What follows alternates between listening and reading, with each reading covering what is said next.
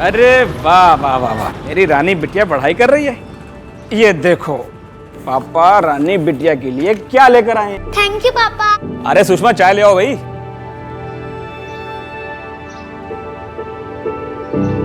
Mummy ये सवाल समझ नहीं आना, समझाना प्लीज। बेटा अभी नहीं, मैं खाना बना लूं फिर बताती हूँ। ठीक, मैं समझाता हूँ।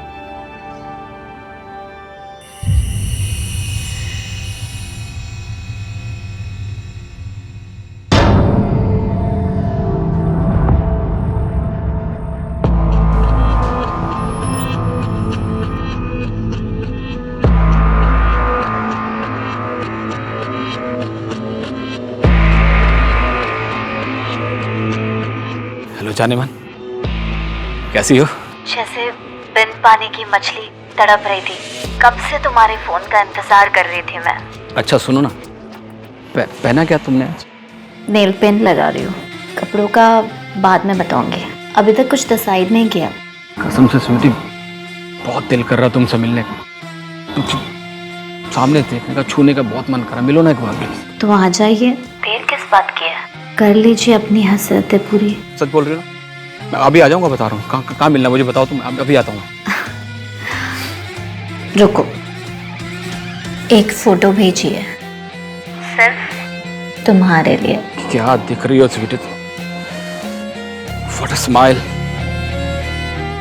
कसम से तुम्हारी यादें किसी दिन जान ले लेंगी मेरी। शर्मा जी आपका टाइम खत्म होने आया, एक्सटेंड कर लीजिए। सुनो स्वीटी, कल ना मुझे सुबह बहुत अर्जेंट मीटिंग है एक। मैं मतलब तुमसे कल बात करूं? अरे आपने तो दिल तोड़ दिया। आज सिर्फ 5 मिनट। मन तो नहीं है पर क्या करूं, मजबूरी है। अच्छा स्वीटी सुनो, एक किस दो ना मुझे। दोहरी जिंदगी जितनी कठिन होती है उतने ही भयंकर उसके दुष्परिणाम भी होते हैं। विनाश का ये वो द्वार है जो आज नहीं तो कल खुलता है, और जब खुलता है तो वो अपने साथ तबाहियों का ऐसा सैलाब लेकर आता है जिससे कई जिंदगियां उजड़ जाती हैं। नमस्कार, मैं आशुतोष राणा, क्राइम पेट्रोल सतर्क में आप सभी का हार्दिक स्वागत करता हूं। आज मैं लेकर आया हूं एक ऐसा केस जिसमें अपराध की जड़ें इतनी जटिल थीं जिसकी गहराई तक पुलिस वक्त रहते पहुंच नहीं पाई। परिणाम स्वरूप अपराधी अपनी दोहरी जिंदगी का फायदा उठाकर सरेआम घूमता रहा और अपने नापाक इरादों को अंजाम देता रहा। इन अपराधों के पीछे छिपे हुए उस चेहरे तक क्या पुलिस कभी पहुंच पाएगी? ऋषि, तुमने बुलाया था? हाँ, तुमने लीव के लिए एप्लीकेशन दिया था ना? हाँ। अप्रूव हो गई। Rishi thank you so much, you are such a darling. Rishi, ये सब क्या है? Termination letter? तुम ऐसा कैसे कर सकते हो? मैंने तुम्हें बताया था मेरे घर पे कितनी प्रॉब्लम चल रही है, फिर भी तुमने ऐसा किया। रोहन, प्रॉब्लम सबकी लाइफ में होती है। अभी कंपनी सबकी प्रॉब्लम सुनने बैठी कि तो कंपनी का दिवाला निकल जाएगा यार। क्या बकवास कर रहे हो? हाँ, तुम यहाँ लोगों की छुट्टियां बांटते फिर रहे हो और तुमने मुझे नौकरी से निकाल दिया।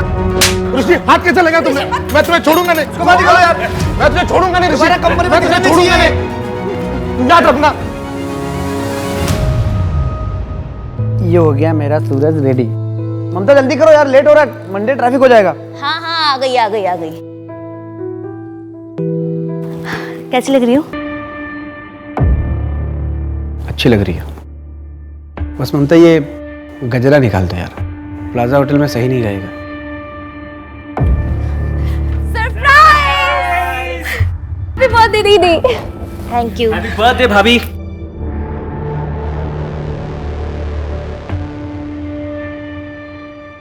आप लोग कहीं जा रहे हैं क्या? हाँ, हम लोग बाहर डिनर पे जा रहे थे। एक्चुअली बड़ी मुश्किल से रिजर्वेशन मिला। हम कल कहीं और चले जाएंगे, आज घर पे सेलिब्रेट करते हैं। आप कुछ ऑर्डर कर दीजिए ना प्लीज।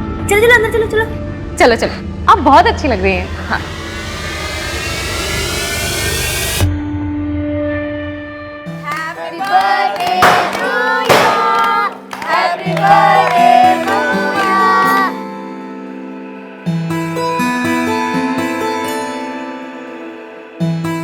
ऋषि, तेरा वो क्रिप्टो करेंसी का रेट कितना बढ़ा? कल तक बढ़ा हुआ था यार, लेकिन आज थोड़ा मार्केट डाउन है। मार्केट है, ऊपर नीचे होता रहता है, लेकिन डिजिटल करेंसी इंडिया का फ्यूचर है। सही है यार। यार श्वेता, स्कूल की फीस इतनी बढ़ गई है, लूट मचा रखी है इन लोगों ने। हाँ यार ममता, सही बोल रही है तू।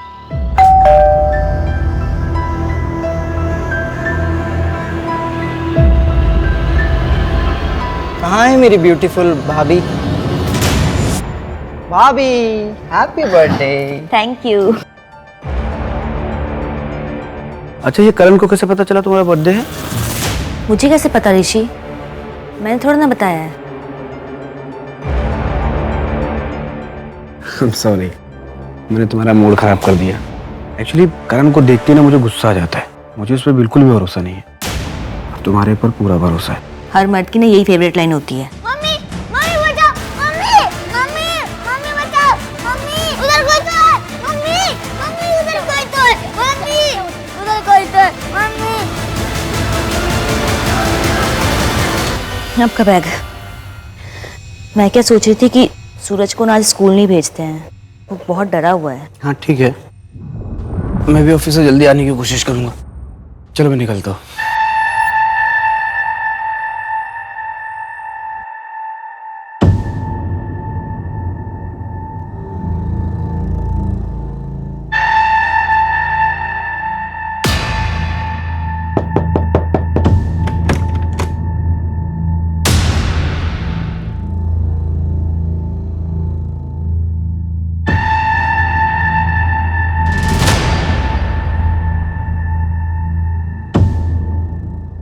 बाय।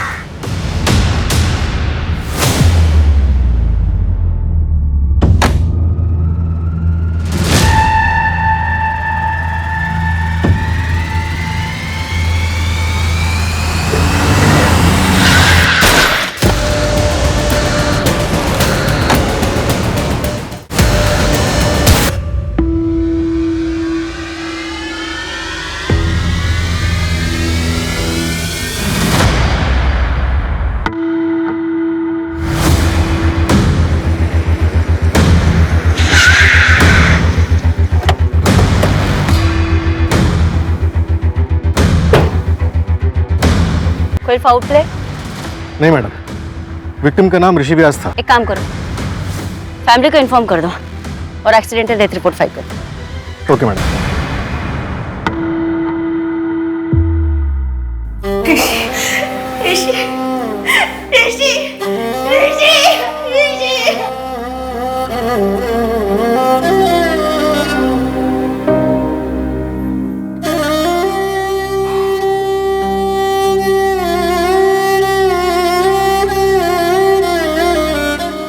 मैडम, ऋषि की पोस्टमार्टम रिपोर्ट के मुताबिक उसकी मौत सर पे गहरी चोट लगने की वजह से हुई। लेकिन कार पे तो हमें कोई एक्सीडेंट के निशान नहीं मिले।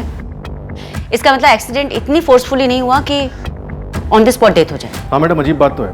और एक बात मैडम, ये ऋषि व्यास प्रीति पुष्कर का जीजा है। प्रीति पुष्कर समीर पुष्कर की वाइफ है नहीं? हाँ मैडम, प्रीति और ममता दोनों कजन है। कितने साल हुए इनकी शादी को? 5 साल। भैया 45 तो बहुत ज्यादा है, 35 थे ना, आप 40 लगा। अरे किस बात के 40 रुपए कह रही हो यार प्रीति तुम? 35 रुपए से 1 रुपए ज्यादा नहीं देंगे, लेना तो लो, नहीं तो अपना। अब इतने में नहीं हो पाएगा। तो फिर एक काम करो, अब जाओ। यार प्रीति, ऐसे लोगों ने सर पे नहीं चढ़ाते यार। और तुम ऐसे पैसे बांटती रहोगी तो फिर तो हमने खोल लिया रेस्टोरेंट। समीर, उसकी बीवी बीमार थी। तो हमने ठेका ले रखा है इस बात का। अच्छा ठीक है, तुम गुस्सा मत हो, तुम बैठो, मैं चाय लेकर आती हूँ। सुनो प्रीति, आज शाम को तुम ममता दीदी के यहाँ पे जा रही हो ना? हाँ तो आते हुए ऑटो मत करना, मैं तुम्हें बाइक से पिक करूंगा। ठीक है।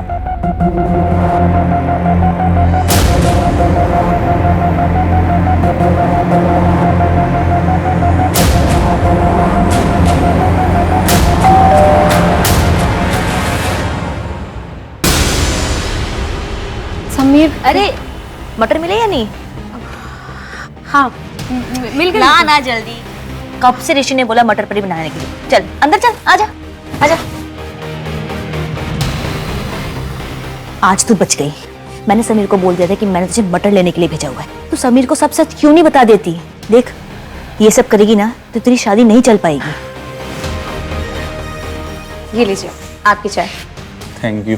मैं क्या कह रहा था प्रीति, वो थोड़ा सा ना इस बार प्रॉब्लम हो गई है इस मंथ में। एक बार 20,000 रुपये हो पाए, थोड़ा मैनेज कर लो ना। सिर्फ 20,000? इतने में कैसे होगा? ऊपर से वो काम वाली बाई, उसे भी अपनी पगार बढ़ानी है। उसको क्यों बढ़ानी है पगार? उसने क्या किया ऐसा? बाकी जगह पे उसकी पगार बढ़ी हुई है, अगर हमने नहीं बढ़ाई ना तो वो काम छोड़कर चली जाएगी। एक काम करो, तुम उसकी पगार बढ़ा दो, इसमें थोड़ा मैनेज कर लो। नहीं हो पाएगा तो एफडी तोड़ देंगे, और क्या।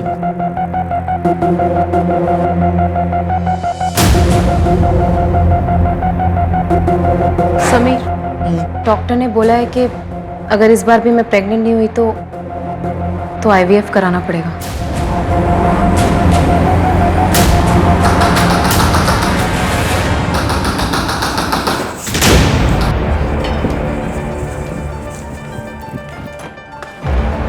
अरे समीर, वो माँ को हार्ट अटैक आया था। बगल वाले मिश्रा जी ने माँ को एडमिट किया है हॉस्पिटल में। मैंने मेरे पास जितने पैसे थे उतने मिश्रा जी को दे दिए, लेकिन तुझे तो पता है कि मेरे धंधे की हालत क्या है। भैया कल सुबह आ जाते, इतनी रात में। प्रीति क्या बोल रही हो? चुप रहो भैया, आपने ठीक किया।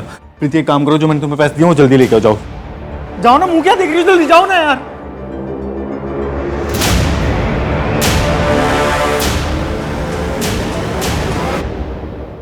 लेकिन तरुण भैया की भी तो कोई जिम्मेदारी बनती है ना, सब कुछ तुम ही क्यों करते हो?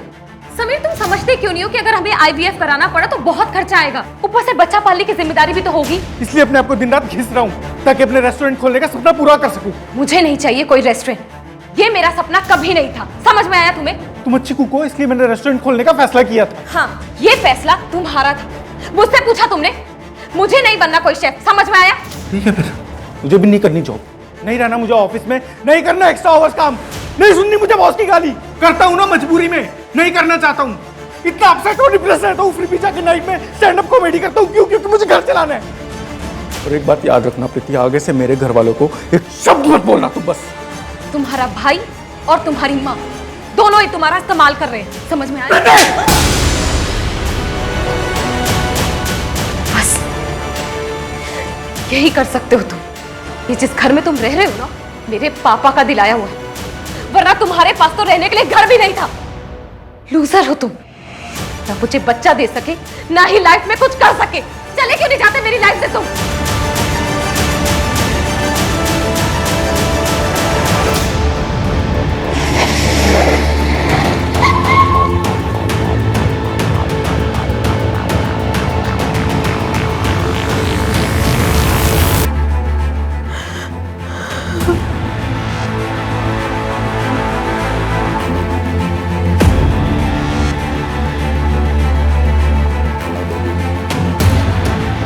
बॉडी पोस्टमार्टम के लिए भेजो। मैं समीर पुष्कर अपने पूरे होशो हवास में ये लेटर लिख रहा हूँ। मैंने अपने परिवार को खुश रखने की बहुत कोशिशें की, पर लाख कोशिशों के बावजूद मैं उसमें असफल रहा।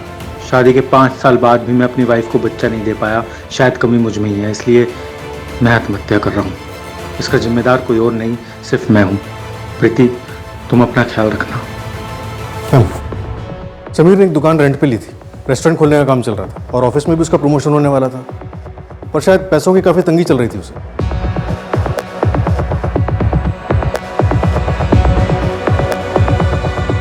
प्रीति, मैं तुम्हारी हालत समझ सकती हूँ, लेकिन हमें इस सुसाइड लेटर से मैच करने के लिए समीर के हाथों लिखा हुआ कोई भी किताब, अकाउंट बुक, कुछ भी जिसमें वो कुछ लिखता हो, ऐसा कुछ मिल सकता है? समीर की एक डायरी है जिसमें वो अपने स्टैंड अप कॉमेडी की स्क्रिप्ट लिखता था। प्लीज।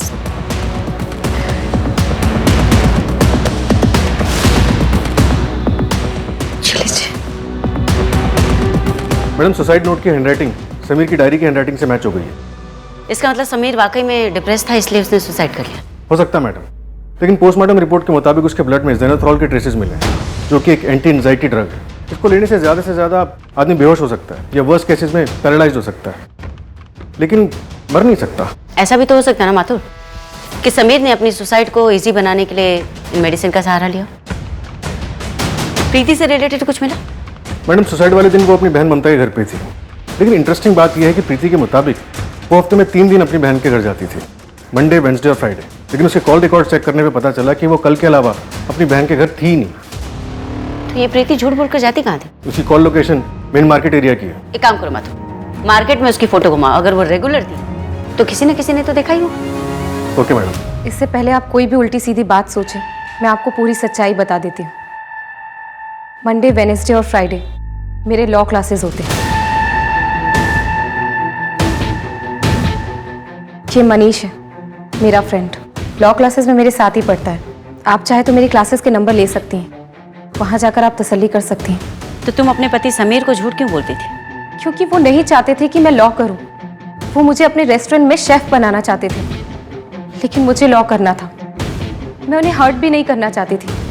मैम, आपके और कोई सवाल है तो आप मुझसे डायरेक्टली पूछ सकती हैं। ठीक है, तो डायरेक्टली ही पूछ लेती हूँ। कहीं ऐसा तो नहीं कि तुमने अपने पति समीर को मार दिया और उसकी मौत को सुसाइड का नाम देने की कोशिश कर रही हैं? ये क्या बोल रही हैं मैम आप? मैं अपने पति से बहुत प्यार करती हूँ। वो डिप्रेस थे, इसलिए उन्होंने सुसाइड किया। मुझे छोड़। इस केस को आत्महत्या करार दे दिया गया था। हालांकि जांच अधिकारियों को यह केस खटक रहा था, पर अपनी जांच को आगे बढ़ाने के लिए उनके पास कोई ठोस सबूत नहीं था। 5 सालों बाद प्रीति के परिवार में क्या सच में अतीत में पुलिस से कुछ छूट गया था, या पुलिस अंधेरे में निशाना लगा रही थी? अतीत से जुड़ी इन कहानियों के बीच ऋषि की हत्या सुलझने की जगह उलझती चली जा रही थी। माथुर, जहाँ पर हमें ऋषि की कार मिली है वो उसका रेगुलर रूट नहीं था, तो फिर वो वहाँ क्यों गया होगा? पता कर रहे हैं मैडम, लेकिन एक बात पता चली। ऑफिस के बाद ऋषि मेन मार्केट एरिया में रुका था, जो उसके घर के रास्ते में पड़ता है। चलो मान लेते हैं शायद किसी से मिलने गया हो। और किससे? कॉल रिकॉर्ड्स में तो कुछ नहीं मिला। शायद ऑफिस के लैंडलाइन से कॉल किया, डिटेल्स मंगवाई हैं। उसके ऑफिस में कुछ मिला? एक एक्स एम्प्लॉई रोहन, ऋषि की रिपोर्ट की वजह से रोहन को 3 महीने पहले टर्मिनेट किया गया था। दोनों का झगड़ा भी हुआ था। क्या बकवास कर रहे हो? तुमने मुझे नौकरी से निकाल दिया। मैं तुझे छोड़ूंगा नहीं ऋषि, मैं तुझे छोड़ूंगा नहीं। मुझे नौकरी से निकाल दिया, इसलिए मैं ऋषि को मार दूंगा। कुछ भी बोल रहे हैं आप लोग। 3 महीने हो गए तुम्हें टर्मिनेट हुए हुए। उसके बाद तुमने कई इंटरव्यूज दिए, लेकिन तुम्हें जॉब नहीं मिली। इसका जिम्मेदार तुम कहीं ना कहीं ऋषि को ही मानते होंगे। आप लोगों को नहीं लगता? मुझसे ज्यादा श्रुति के पास रीजन था। Rishi, thank you so much, you are such a darling. Madam, Rishi के मोबाइल से ऑनलाइन वीकली पैसे ट्रांसफर हो रहे थे सपना माथुर को। सपना माथुर? और हादसे वाले दिन ऋषि सपना माथुर से ही मिलने गया था मार्केट एरिया में। मैं साइकेट्रिस्ट हूँ। ऋषि के बेटे सूरज का ट्रीटमेंट कर रही हूँ। उसको नाइट टेरर्स आते हैं। मम्मी उधर कोई तो। बेटा कोई नहीं, पापा है ना यहाँ पे। कब से? पिछले 6 महीने से।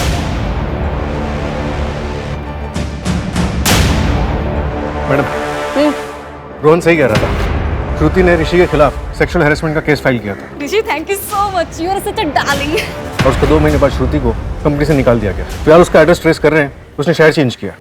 मैडम एक बात है, प्रीति की शादी कर ली मैडम। गुड, लाइफ में मूव ऑन हो गई। लेकिन मैडम उसने मनीष से शादी की। ये मनीष है, मेरा फ्रेंड। ये प्रीति और कितने दिन रहने वाली यहाँ पे? धीरे बोलो, अभी अभी तो आई है वो। अभी तो उसके पति ने आत्महत्या की है। तो क्या विधवा आश्रम खोल रखा है मैंने? और अभी भी का क्या मतलब है? महीना भर हो गया उसके पति को मर के।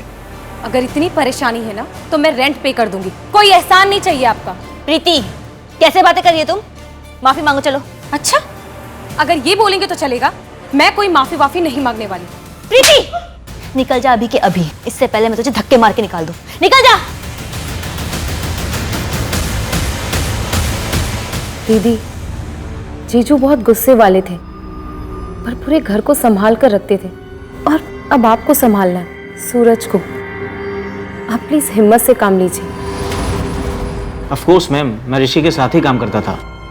पूरे ऑफिस को पता था कि श्रुति ने कंप्लेंट की, लेकिन ऋषि का कहना था कि श्रुति ने उसे सेक्सुअल फेवर ऑफर किया था प्रमोशन के लिए। प्रथमेश, आप कंपनी में सेक्सुअल हैरेसमेंट कमेटी में भी थे, लेकिन श्रुति के कंप्लेंट करने के 2 महीने बाद आपने उसे रिजाइन करने के लिए कहा। हाँ, उसके पीछे एक वैलिड रीजन था। हाँ, मेरे हस्बैंड की डेथ ऑन ड्यूटी हुई थी।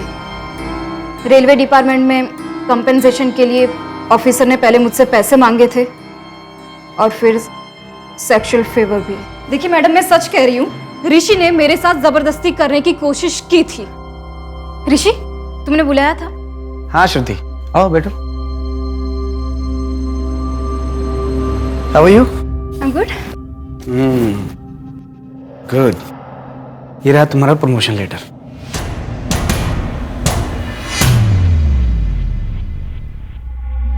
ऋषि, thank you so much, you are such a darling. Thank you. तुम डिजर्व करती हो, और उम्मीद करता हूँ कि तुम मुझे खुश करने में कोई कमी नहीं छोड़ोगी। What the hell? क्या बदतमीजी है ये? अरे इसी के लिए तो तुमको इतना बड़ा प्रमोशन दिया। और बाय द वे, सिग्नल तो तुमने ही दिया था। ऋषि, यस, ये सच अ डार्लिंग। दिमाग खराब है तुम्हारा? ऋषि, ऋषि क्या कर रहे हो? नो नो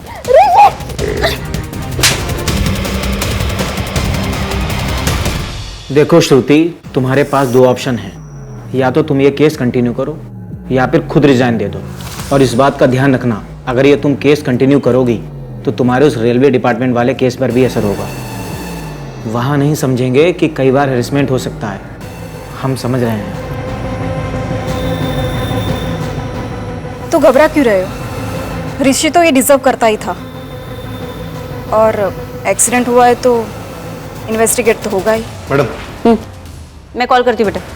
मैडम एक इंटरेस्टिंग बात पता चली। प्रीति फिलहाल एक लॉ फर्म में इन्वेस्टिगेटिंग फॉरेंसिक ऑफिसर की पोस्ट पे काम कर रही है। फॉरेंसिक? यस मैडम, उसने अपने मास्टर्स फॉरेंसिक साइंस में किए थे और उसके बाद लॉ किया। इससे नहीं मैडम, अभी तक कुछ सामने नहीं आया। सूरज, अब तो तेरे पापा मर गए, अब तेरी स्कूल की फीस और ट्यूशन की फीस कौन भरेगा? मम्मी है ना, वो काम करेगी। अच्छा चल, मेरा घर आ गया, ठीक है, बाय बाय।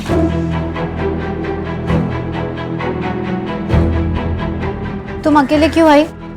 कहा था ना मैं आऊंगी लेने। सूरज था मेरे साथ, टीचर को कोई बाहर जाना था, मैं अकेली कहाँ वेट करती। अच्छा सुनो, फ्रिज में खाना रखा है, खा लेना। और मैं 1 घंटे के लिए बाहर जा रही हूँ, दरवाजा मत खोलना। हाँ। इसका कितना मिलेगा? इसका तो सिर्फ 20,000 मिलेगा। ठीक है, चलेगा, दे दो।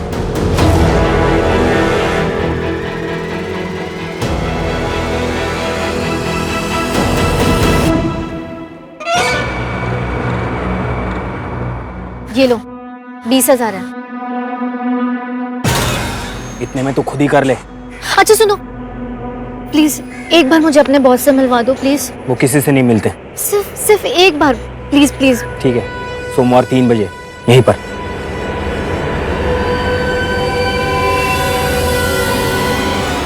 ये देखिए मैडम, ये ब्लड मार्क्स है। इसका मतलब एक्सीडेंट नहीं है, अटैक हुआ है।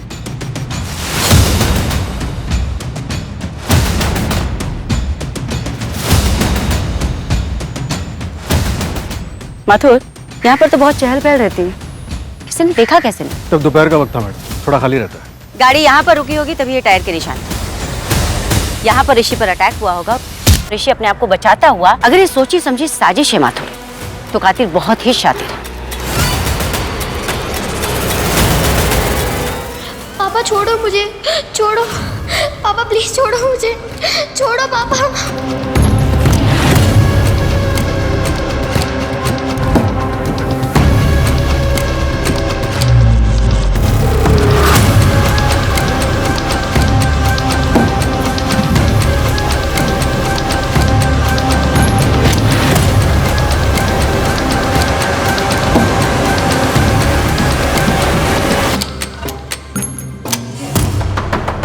क्या बे, क्यों ठोक रहा है? हार्दिक, कौन है ये? तुमने क्या किया इसके साथ? वो इसको मार देता था।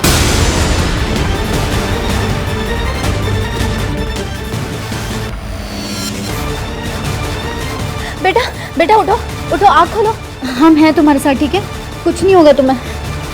मैडम श्रुति का तो कुछ पता नहीं चला, लेकिन ऋषि और प्रीति के बीच एक लिंक मिला है। समीर की बात, ऋषि ने प्रीति के अकाउंट में पैसे ट्रांसफर किए थे प्रॉपर्टी का केस लड़ने के लिए। कैसी प्रॉपर्टी?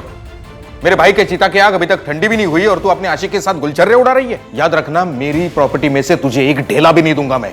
सब कुछ हमारा खरीदा हुआ है, हर चीज में समीर के पैसे लगे। अब आज वो नहीं है तो आप हर चीज हड़पना चाहते हैं? ये मैं होने नहीं दूंगी, कोर्ट तक घसीटूंगी आपको। तुझे जहां जाना है वहां जा, लेकिन मैं तुझे एक कुटी कौड़ी नहीं दूंगा प्रॉपर्टी में से। प्रीति, कोर्ट केस लड़ने में मैं तुम्हारी हेल्प कर सकता हूँ, लेकिन केस सेटल होने तक तुम शादी नहीं कर सकती।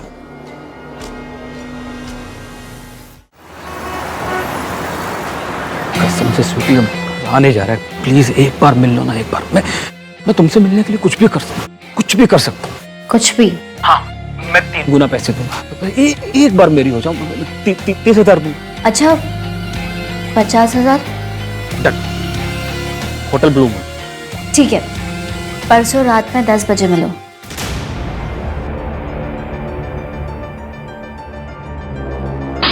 हार्दिक, फिर से? माँ को हार्ट अटैक आया है, बाईपास करना पड़ेगा, बहुत पैसे लगेंगे। तुम टेंशन मत लेना, सब ठीक हो जाएगा। मैडम, ऋषि क्रिप्टो करेंसी में ट्रेडिंग करता था। उसके लिए उसने टोटल 1.5 करोड़ रुपए उठाए थे। 90 लाख घर पे लोन से और 60 लाख दूसरे इन्वेस्टर से। इतनी बड़ी इन्वेस्टमेंट? पता करो किस किस से पैसे लिए थे। मैडम 20 लाख तो उसने छोटे मोटे इन्वेस्टर से लिए थे और बाकी 40 लाख अपने ऑफिस के दोस्त प्रथमेश से। देख ऋषि, मुझे पता है क्रिप्टो करेंसी मार्केट बहुत ऊपर गया है, मुझे प्रॉफिट पे कम से कम 30% चाहिए। तेरा दिमाग खराब हो गया प्रथमेश। तूने मुझे 40 लाख रुपया दिया था, वो भी 10% इंटरेस्ट पे। अभी मार्केट में लॉस हो या प्रॉफिट, उससे तेरा कोई लेने देना नहीं है। क्यों नहीं लेना देना भाई? तूने जो प्रॉफिट कमाया ना, मेरे पैसों से कमाया है। क्या कर रहा है? हाँ? ये तेरा 40 लाख 10% इंटरेस्ट के साथ तेरे अकाउंट में आ गया। चेक कर, अभी तेरा मेरे हिसाब क्लियर, ठीक है?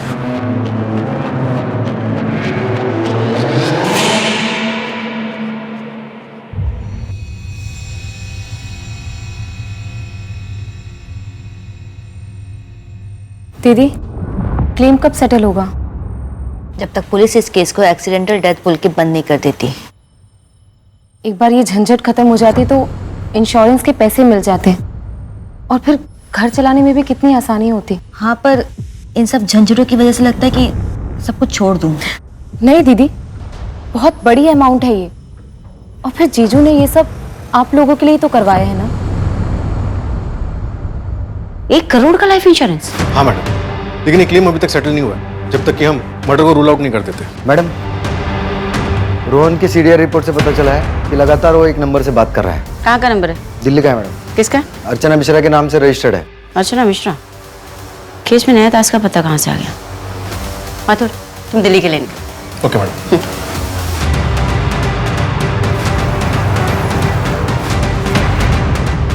श्रुति जी, आप कौन? अर्चना मिश्रा कौन है? मेरी बड़ी बहन है। पर बात क्या है? हाँ, मैं रोहन के कांटेक्ट में थी, दोस्त है मेरा। पर इसका मतलब ये नहीं कि हम दोनों ने मिलकर ऋषि को मार दिया है। मैंने आपसे ये तो नहीं पूछा। तो पूछेंगी। अब दिल्ली से मुझे यहाँ पे गोलगप्पे खाने के लिए तो बुलाया नहीं होगा। बहुत स्मार्ट है, तो सच भी खुद ही बता दीजिए। सच ये है कि मैंने कुछ नहीं किया। मैं सिर्फ ऋषि की लाइफ हेल बनाना चाहती थी, इसलिए रेजिग्नेशन देने के बाद मैं उसकी वाइफ को मिलने गई थी जब ऋषि आउट ऑफ स्टेशन था कॉन्फ्रेंस के लिए। ममता, मैं तुम्हें ये बताने के लिए आई हूँ कि तुम्हारा हस्बैंड एक नंबर का लीचड़ इंसान है। उसने मुझे हरास करने की कोशिश की और जब मैंने उसको मना किया ऑफिस। ये क्या है? ये किसने किया? क्या चाहिए आपको? आप ये बताइए। ऋषि ने किया ना ये? साला कमीना, तुम्हारे साथ भी? देखिए, आप जो भी हैं मेरे पति के बारे में उल्टा सीधा मत बोलिए प्लीज। ममता, तुम कैसी औरत हो? जिससे मार खाती हो उसी की पूजा करती हो। छोड़ दो उसे। अपनी बकवास बंद करो एंड प्लीज दोबारा यहाँ मत आना, प्लीज।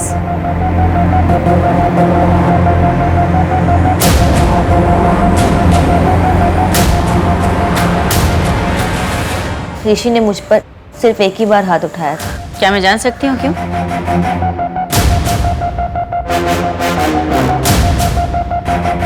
कॉफी। थैंक यू भाभी। अच्छा, तो मेरे पीठ पीछे सूरज की पढ़ाई के नाम पे ये सब चल रहा है घर में। चलता हूँ।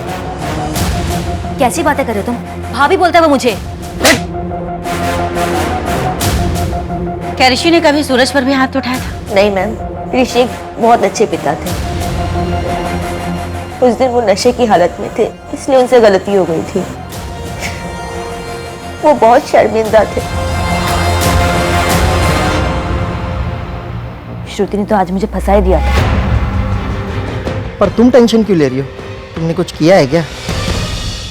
चेहरा तो देखा होगा उसका। नहीं सर, मुंह पर उसने कपड़ा बांध कर रखा था और जाते वक्त कब गई पता भी नहीं चला, लेकिन उस लड़की के पीठ पे सिगरेट से जलता है वैसा निशान था।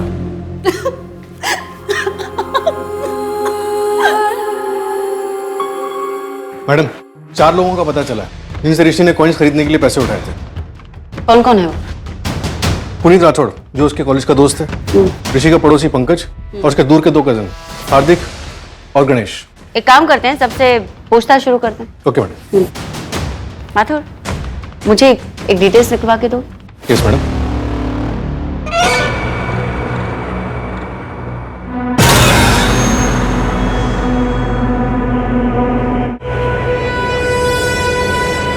कहाँ है तुम्हारे बॉस? मुझे उनसे मिलना है। ये तुम बॉस हो? हाँ तो बोल, क्या काम था?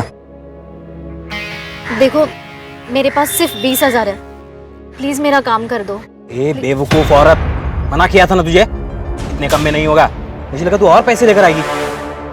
देख, कम से कम 1 लाख रुपए लेते हैं, तेरे लिए 50,000 कर देंगे, इससे कम नहीं होगा। जब होगा तब आना।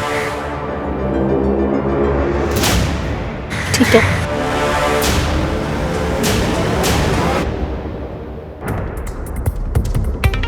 माथुर, ऋषि ने जिन 4 लोगों से पैसे लिए थे उसमें से तीसरा बंदा है ना? हाँ मैडम, हार्दिक नाम है इसका, और चौथा है गणेश।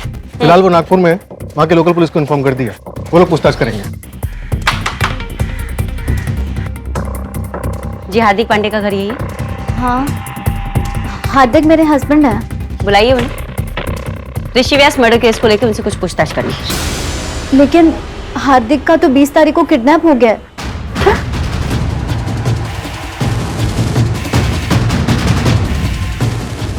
आपने पुलिस में कंप्लेंट नहीं लिखवाई? नहीं मैडम, वो लोग ने मुझे धमकी दी थी कि अगर मैंने पुलिस में कंप्लेंट की तो वो लोग मेरे पति को जान से मार देंगे। किडनैपर ने आपको बड़ी मार्केट के पीछे कच्ची वाली सड़क पर पैसे लेकर बुलाए हैं ना? डोंट वरी, हमारी टीम वहां पर पहले से तैनात रहेगी। मैडम, मैंने तो पैसे दे दिए हैं। क्या?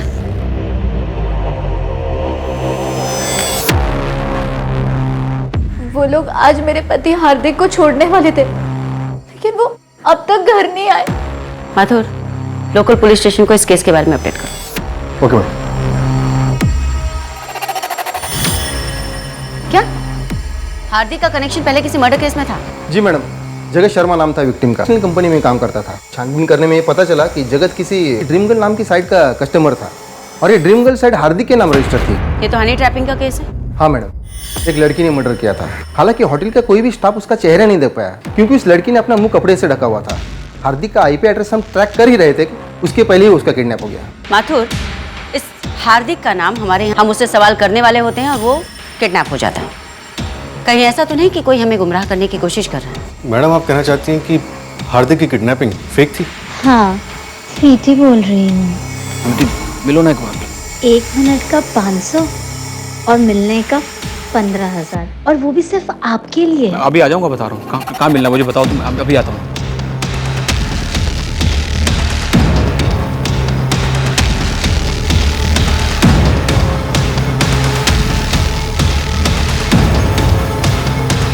मैडम, हार्दिक की लास्ट बात उसकी वाइफ से यानी कविता से हुई थी। उस वक्त तो ऑफिस में ही था, और ऑफिस से घर लौटते हुए वो किडनैप हो गया। उसके ऑफिस से घर के बीच रास्ते में जितने भी सीसीटीवी कैमरास है वो सब मैं खंगालता हूँ, शायद कुछ हाथ लग जाए। Thank you Joshi. Thank you. Mathur, इस हार्दिक और कविता की बेटी साक्षी। हार्दिक और कविता की अपनी बेटी नहीं। हार्दिक ने साक्षी को उसके बाप से 2 साल पहले रेस्क्यू करवाया था। उसके बाद हार्दिक और कविता ने साक्षी को लीगली अडॉप्ट कर लिया। सर, ये जो आपने डिटेल्स मांगी थी,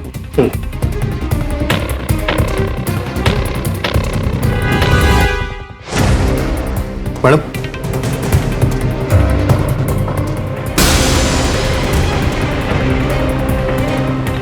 माथुर, जब कोई क्रिमिनल लंबे समय तक पकड़ा नहीं जाता ना, तो उसे अहंकार हो जाता है, और अपने उस अहंकार के चलते वो गलतियां कर बैठता है। हमें उस सही वक्त का इंतजार करना है कि वो गलती करे और हम उसे तब पूछें। अहंकार में तीनों गए कुल गौरव और वंश, ना मानो तो देख लो रावण कौरव कंस। हमें हमारे कर्मों की सजा मिलती है। समय सर्वशक्तिमान है। आपका मित्र कौन है, आपका शत्रु कौन है, ये बात सिर्फ समय ही बता सकता है। हाय साक्षी। अच्छा सुनो, मैं 1 घंटे के बाद तुम दोनों को लेने आऊंगी, लेकिन अकेले घर मत आना, ठीक है?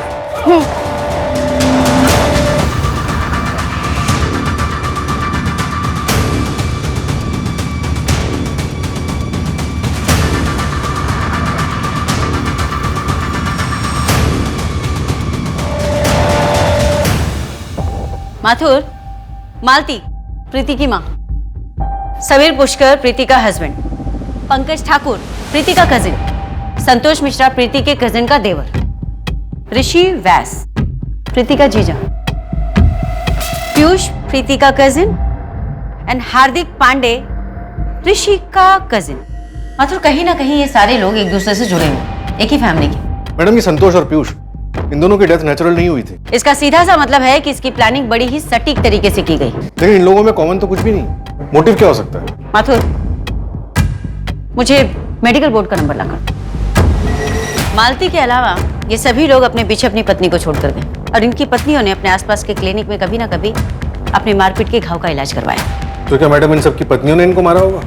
नहीं, एक काम करो माथुर, मुझे कुछ केसेस की फाइल्स चाहिए, उनकी बैकग्राउंड हिस्ट्री भी। इन सभी विक्टिम्स के घर वालों के बैंक स्टेटमेंट निकलवाओ, उनकी डेथ के आसपास के। और मुझे कविता की बेटी साक्षी से भी बात करनी है। साक्षी, कुछ बोलो बेटा। अच्छा, डोंट क्राई, डोंट क्राई।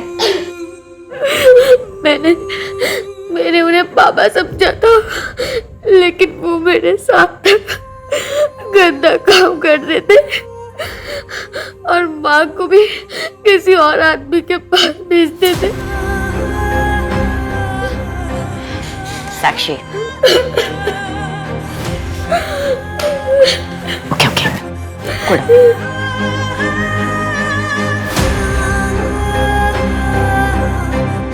ए रुक, ये किसने किया?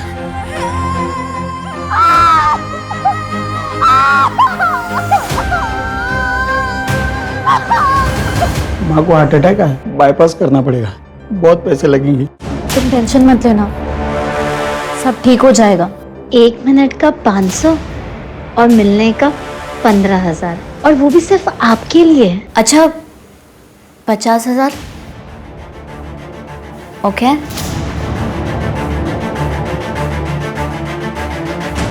कल की बुकिंग है, मोटी पार्टी है, 50,000 मिलेंगे। देखो, तुम जो बोलोगे ना वो सब मैं कर लूंगी। प्लीज प्लीज ये सब मत कराओ। ए, चुप। तुम रुको, मैं भी आता हूँ।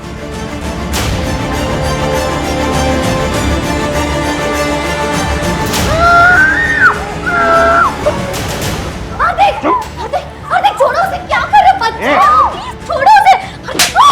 तू मुझे सिखाएगी? चल प्लीज चल चल। छोड़ो उसे, प्लीज। चल। चल बाहर निकल। हाथ जोड़ते तुम्हारे, प्लीज आर्थिक, प्लीज छोड़ो। आर्थिक, खोलो दरवाजा, प्लीज प्लीज। मैं छोड़, प्लीज छोड़ दो, छोड़ दो।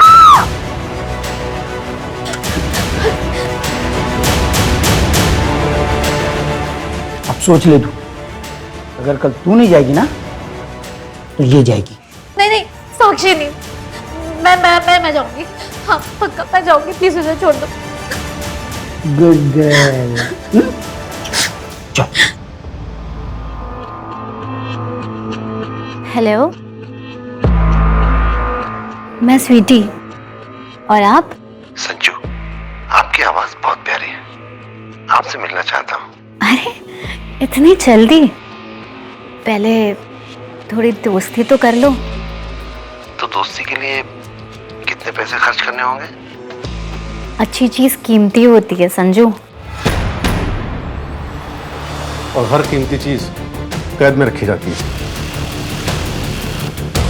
तुम्हारी बेटी साक्षी से बात हुई, तुम जगत से मिलने गई थी, जगत को तुमने मारा, तो फिर हार्दिक की सुपारी क्यों दी?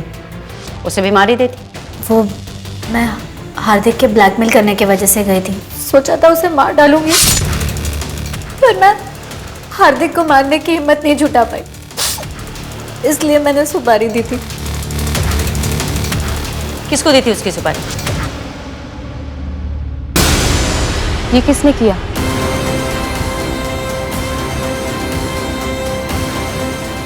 ये मेरे पति ने किया।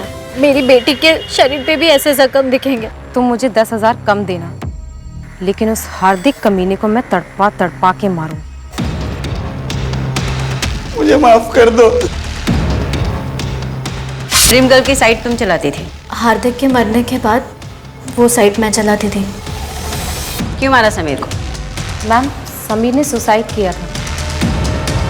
ये लेटर जो समीर ने अपनी छुट्टी के लिए अपनी कंपनी को लिखा था, उसकी ओरिजिनल हैंडराइटिंग, ये उसका सुसाइड नोट,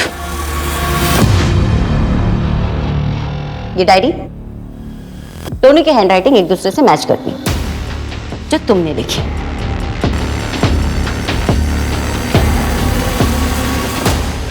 तुम सोच रहे हो कि हमें कैसे पता चला? तुम्हारे हाथों लिखा गया महानगर पालिका के लिए लेटर, यानी कि तुम्हारी ओरिजिनल हैंडराइटिंग, जो सुसाइड नोट और इस डायरी से मैच करती है जिसे तुमने समीर की डायरी बताई थी। जब हमें पता चला कि तुमने फॉरेंसिक में मास्टर्स किए तो हमने अपनी इन्वेस्टिगेशन के दायरे बदल दिए। अब बताओ समीर को क्यों मारा? चलाती है और ऋषि को भी तुमने ही मारा ना? वो तो अच्छा इंसान था ना? अच्छा इंसान? ऋषि शराब के नशे में मुझे हर रोज पीटता है। प्रीति, मुझे उससे छुटकारा चाहिए। मैं तुम्हें 4 लाख तक दूंगी। जिस तरह से तुमने अपने पति से छुटकारा पाया है, मुझे भी दिला दो प्लीज।